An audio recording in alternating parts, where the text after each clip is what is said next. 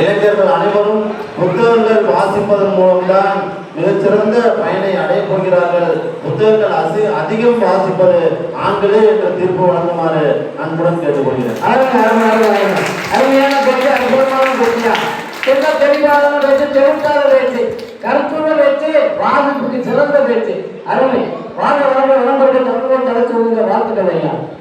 அடுத்தபடியாக ஒரு பையன் கேட்டீங்க வரா அப்படின்னு வகுப்புறையில உலகம் வந்தா என்ன சார் இங்க வரா கடவுள் நேரடியா வந்து உனக்கு ஒரு வளர்ந்தா நீ என்ன வரடான்னு கேட்பாருங்க.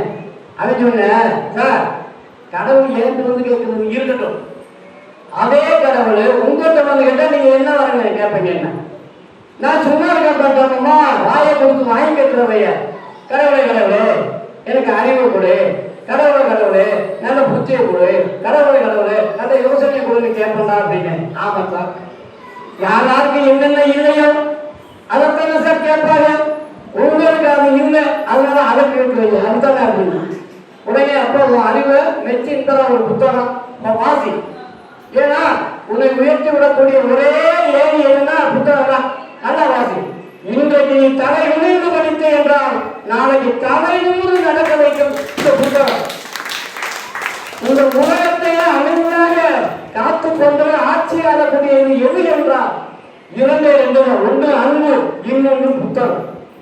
அந்த புத்தக வாசிப்பு மனுஷனை பயங்கரமா உருவாக்குறாங்க. இந்த மேடையில பேசிக்கிட்டு இருக்கேன்னா கிட்டத்தட்ட ஒரு 1200 மேல நடுவராக பேசிருக்கேன்னா அதுக்கு காரணம் எதுவுமே கிடையாதுங்க, இந்த புத்தகம் தான். அதனால புத்தகத்தை வாசிங்க, புத்தகத்தை நேசிங்க, அமைதியா இருந்து புத்தகத்தை படிங்க. இங்கிட்டு அங்கிட்டு போய்கிட்டு ஓயாம நீங்க செல்ல நோட்டிக்கிட்டு தயவு செய்து புத்தகம் படிக்காங்க, அது நினைச்சு நிற்காது. ஆக சிரிக்கணும், அழுகணும், மன கவலையா இருக்க எதுலையா புத்தகம். நீ எதுக்க கவலையா இருந்தாலும் சரி, மகிழ்ச்சியா இருந்தாலும் புத்தகத்தை எடுத்து படி. ஆட்டோமேட்டிக்கா உனக்கு என்ன வரும், எல்லாத்துக்கும் தீர்வு கிடைக்கும். அதனால நான் என்ன செஞ்சேன், என் பையன் என்கிட்ட கேட்டேன், எப்பா காதோட ஒரு முடி வெள்ளைய செடியில இருக்குப்பாங்க. நான் என்ன பண்ணேன்னா ஒரு பிட்டை போட்டேன். என்ன பிட்டு, எப்பா மகன் தப்பு பண்ணுனா அப்பனுக்கு ஒரு முடி நடக்குங்களா, நீ ஒரு தப்பு பண்ணிருக்க அப்பனுக்கு ஒரு முடி நடந்துக்கலான்னு. அந்த கதையை இங்கே விடாதீங்க, நான் ஒரு தப்பு பண்ணல உங்களுக்கு ஒரு முடி நடத்திருக்கேன். நீங்க எத்தனை வகுப்பு பண்ணுங்க, தாத்தாக்கு தலைமூட பஞ்சு பண்ணியா இருக்காங்க. அவன் வச்சு என்ன பண்ண, அவன் புத்தகம் வாசிக்கணும், புத்தகம் நல்லா அவன் படிக்கணும், எழுதணும் அப்படிங்கிறத அன்புள்ளவர்களே இந்த அவையில ஒரு கருத்து வைக்கிறேன். மாணவ மாணவிகளை குழந்தைகளை நம்மதான் நிறைய படிக்க வச்சாலும் படிச்சிருந்தாலும் பிள்ளைகளையாவது நீங்க நேரம் கொடுத்து படிக்க வைங்க. அது அற்புதம். அடுத்தவர்களே புத்தகம் வாசிப்பது பெண்களே என்ற அணியில என்னுடைய அன்பு பண்பு நிறைய பெற்ற அருமை சகோதரி திருமதி வி கலைவாணி உதவி பேராசிரியர் தேவாதார மகளிர் கல்லூரி வாங்க, உங்களுடைய கருத்துக்கள் தாங்க. திருமுறை ஐயா வச்சு நடக்கி பேசுங்க.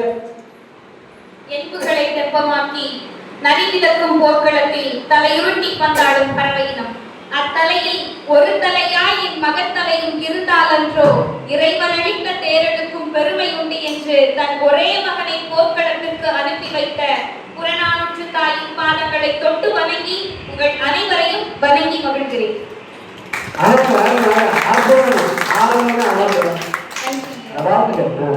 வளரும் தமிழ் எழுத்தாளர்கள் சங்கத்துல இந்த அருமையான ஒரு நிகழ்வை ஏற்பாடு செஞ்சிருக்காங்க. முத்துக்குமார் ஐயா அவர்களுக்கும் அவருடைய நிர்வாக குழு உறுப்பினர்கள் அனைவருக்கும் என்னுடைய மனமார்ந்த நன்றிகளை தெரிவித்துக் கொள்கிறேன். இதுவரைக்கும் நான் ஒரு 50 பட்டிமன்ற மேடைகளுக்கு மேல பேசியிருப்பேன் ஐயா. ஆனா எங்கேயுமே இது மாதிரியான ஒரு தலைப்புல நான் பேசினதே இல்லை. இப்பதான் இந்த தலைப்புல முதல் முறை பேசுறேன். அதே மாதிரி இந்த மாதிரி கலர்ல நடுவரையும் பார்த்துட்டு மாட்டேன்னு ஐயா, நீங்க கருப்பு எம்ஜிஆர் இல்லையா? எனக்கு பொதுவாக உடனே கூப்பிட்டு போயிருந்தா ஒரு 10 ரூபாய் கூட வந்துருக்குன்னு நினைக்கிறேன். ஐயா, அப்ப நான் பிறக்கவே இல்லையா? சரி, எதிரணியில இருந்து வந்தாரே, உங்களை வாழ்க்கையில ஒரு 2 வரி எதுனா சொன்னாரா? நீங்க என்ன சாதாரண நடுவரா? இல்லம்மா, நீங்க அதுவும் தேசிய மாநில அளவுல நல்லாசிரியர் விருது பெற்ற ஒரு பெரிய பேச்சாளர் நடுவர். உங்களை பாராட்டி என்ன ஒரு 2 வார்த்தை சொல்லியிருக்கலாமே. பாராட்டலையம்மா. ஐயா நான் பாராட்ட நீங்க கவலைப்படாதீங்க. சரிம்மா சரி. கலைஞர்களுக்கு வேணும் கூத்து, பருப்பு கடைய வேணும் மத்து, எதிரணினா வெத்து, எங்க அணினா கெத்து, நீங்கதான் எங்களுக்கு சொத்து, பட்டுமன்ற நடுவர்தான் ஐயா முத்து. அருமமா என் தங்கச்சிய கட்டாயம் இன்னைக்கு வீட்டுல அனுமதியோட சிவகாசியில போய் என் வீட்டுக்காரிட்ட போய் பேசுமான்னு போறேன். நிச்சயமாக என்னை எப்ப பார்த்தாலும் நீ உதவாக்குறேன் உனக்கு பக்கத்துல வந்து உனக்கு ஒரு கொண்டாட்டியா வாங்கி கொடுக்க வக்கீல பட்டுச்சேலை கொடுக்க வக்கீல உனக்கு ஒரு கொண்டாட்டியா நான் யோசனை பண்றேன். என்னடா இவன் ஒரு கொண்டாட்டியான்னு சொல்லிட்டு இருக்கா.